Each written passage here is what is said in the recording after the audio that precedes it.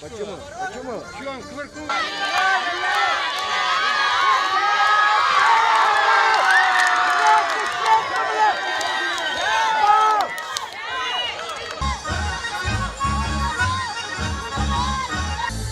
Kızlar, kozan pazarından alıp bulmuş koş.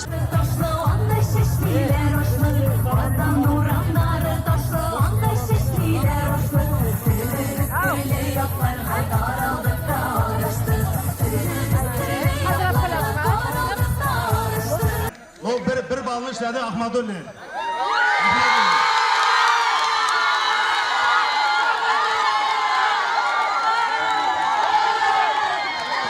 Arkadaşlar bu Aksal'ın Batır'da bir